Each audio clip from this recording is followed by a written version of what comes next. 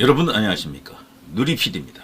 국민의힘 대선 경선이 대박 흥행이 될 것 같습니다. 저쪽은 이미 승부가 나 있고요. 결판이 나 있기 때문에 싱겁다고요. 저쪽은.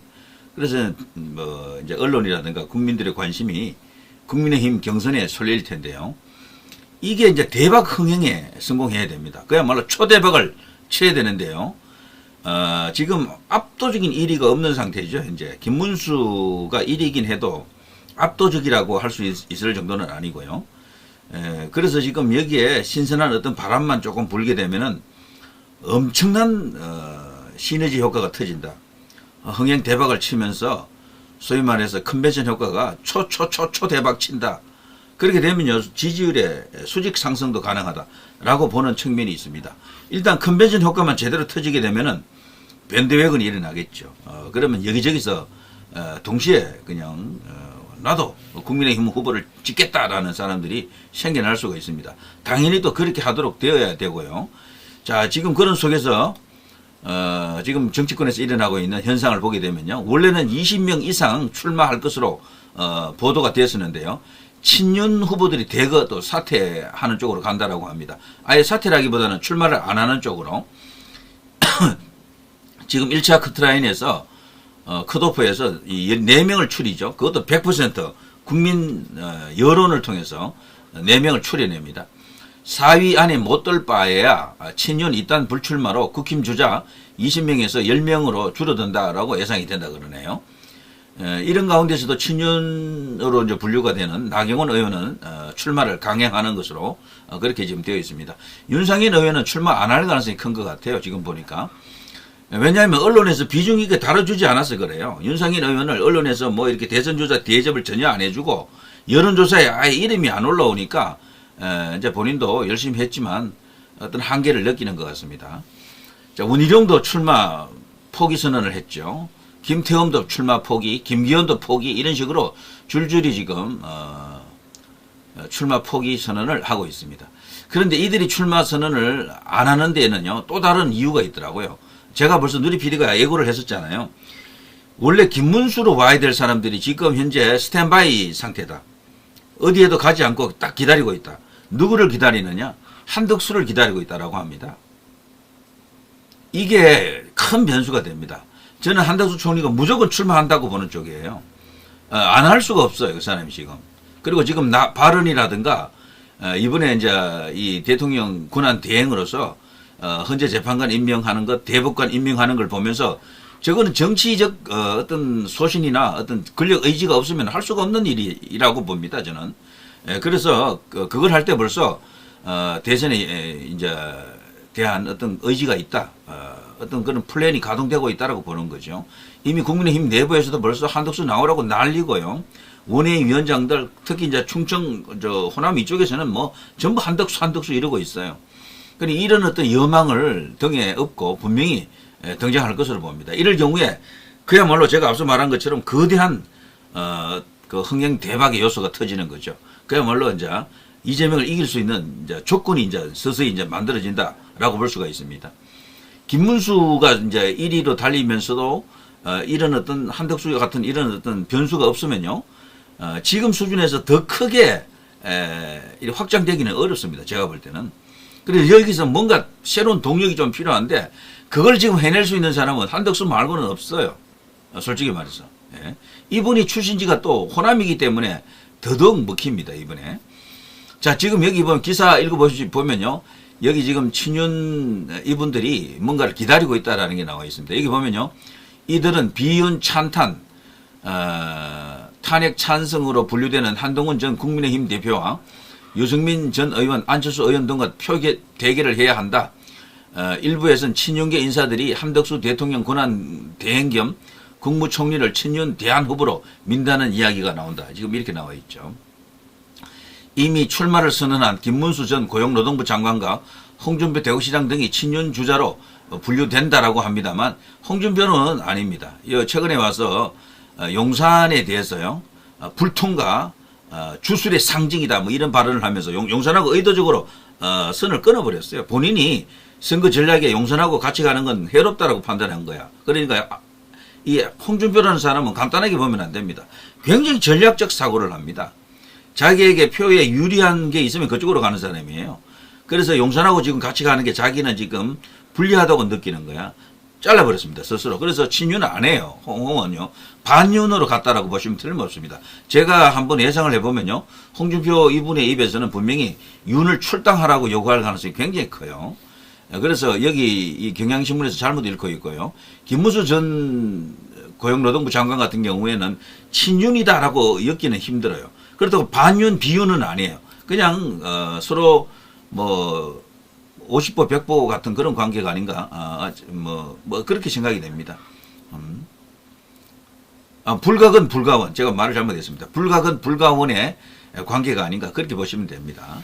그러니까 적도 아니고 동지도 아닌 그 정도 적당한 관계로 보시면 가장 무난하다고 생각합니다. 지금 확실하게 친윤 후보라고 할 수 있는 사람은 나경원 의원이 출마하게 되면 나경원 의원 정도 되겠죠. 그 밖에는 친윤 후보가 없습니다. 오세훈 시장 같은 경우는 당내 기반이 약하기 때문에 본인이 친윤인 것처럼 행동을 하지만 그 사람이 친윤일 수가 없겠죠. 그동안 했던 행동이 있으니까요. 그래서 나경원 의원이 어쩌면은 친윤 효과를 좀 누리고 상당한 또 이렇게 지지율이 나올 가능성도 있다라고 이제 보여집니다. 자, 어쨌거나 지금 이 친윤의 주류들은 이재명을 잡기 위해서 현재 국민의힘 진용으로는 다소 조금 이렇게 어렵다라고 보는 것 같습니다. 그래서 한덕수에 대한 어떤 기대감을 갖고 뭔가 지금 대기 중에 있다. 한덕수 들어오게 되면은 한덕수 캠프 쪽으로 쫙 갈 사람들이 제가 볼 때는 적어도 30명에서 한 50명 정도 되지 않겠나 싶습니다. 그야말로 이제 거대 군단이 그걸로 움직이는 거죠. 그래서 김문수 입장에서는 이것 때문에 조금 힘들어졌어요, 사실은. 원래는 김문수가 출마 선언을 할 때 그게 많은 의원들이 뒤에 있어야 되거든. 3명 딱 왔잖아요. 그거는 지금 지지율 1위인데도 불구하고 상당히 이례적입니다. 원래 지지율 1위 뒤에는 많은 국회의원들이 오거든요. 그래서 지금 국회의원들이 지금 다른 카드를 기다리고 있다라는 증거예요, 그게. 그래서 저는 이 한덕수가 나온다라고 보는 겁니다. 그런데 그것이 김문수에게 불리하다라고 이제 다소 보일 수도 있지만 그걸로 결판이 나는 건 아닙니다. 김문수의 진짜 힘은 국회의원들이 아니에요. 외곽에 있는 찐 우파들, 찐 보수들 이런 쪽에서 김문수에 대한 이 지지 강도가 굉장히 강하잖아요. 그것만으로도 충분히 당내 경선에서 1위 할 수 있는 동력이 됩니다. 자, 그래서 앞으로 이제 갈수록 김문수의 위력 이런 것이 드러나기를 이제 바라는 마음이고요. 자, 여기 보면요, 전체적으로 다 압축이 되어 있는데요. 이재명 중원 싸움도 우위, 변수는 두 자릿수 무당청이다. 중앙일보 여론조사 이준석 20대 지지율 6%, 보수 단일화 스윙 보트로.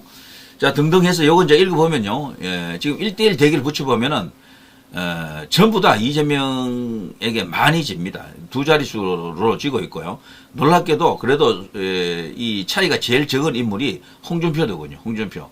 큰 차이는 아니지만 홍준표 1위, 오세훈 2위, 김문수 3위, 한동훈 4위 이렇게 나타나요. 1대1 대결을 붙여보면은 제가 예전에 예상했잖아요. 홍준표가 많이 올라올 것이다 라고요. 이 사람이 어쨌거나 지금 현재 용산하고 차단시켜 놓고 전략 자체가 2030 중심의 어떤 전략을 펼친다라고 보여지고요. 그리고 홍준표가 과거 윤석열 대통령과 대결할 때도 상당히 높은 득표율을 가져갔잖아요. 승부가 날 때도 보면 작은 차이로 결판이 났습니다.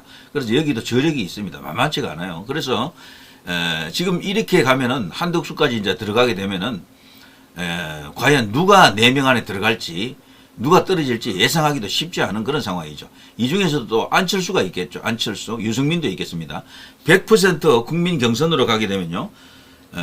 저는 진짜 한동훈도 떨어질 수 있다고 생각합니다. 한동훈도. 왜 그런가 하면은 한덕수, 김문수는 두 사람 될 것 같아요. 제 생각에. 기반 자체가요. 무조건 든대고. 나머지 두 자리 남잖아. 여기에 지금 유승민하고 안철수도 많지 않거든. 100% 국민 경선으로 가게 되면은 그동안 국민 100% 여론조사 돌려보면요. 1위는 유승민이 한다고요. 유승민이 1위야.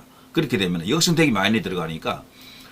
그러면 유승민도 된다는 얘기예요. 그러면은 김문수, 한덕수, 유승민 이 3명이 될 것 같아요. 기본적으로. 나머지 한 자릿수를 놓고 지금 안철수까지 포함해서 아주 대가리 깨지게 좀 싸우는 거지. 제가 조금 이렇게 속언을 했습니다만 어쨌거나 그런 식으로 치열한 어떤 경쟁을 할 수밖에 없습니다. 그 경우 누가 가장 유리하냐? 지금의 기세로 보면 홍준표가 유리할 수도 있는데 안철수도 만만치가 않습니다. 저는 한동훈 떨어질 가능성이 크다고 봅니다. 그럴 경우에는. 자, 아무튼 물론 뭐 제 말이 또 틀릴 수도 있지만 전체적으로 봐서는 그렇다는 이야기죠. 지금 이재명은 지금 피크에 올라가 있습니다. 지금이 절정기다라고 봐야 되고요. 이것을 이제 뒤집기 위해서는 한덕수 효과가 필요한 거죠. 한덕수를 불쏘시개로 삼을 수도 있어요.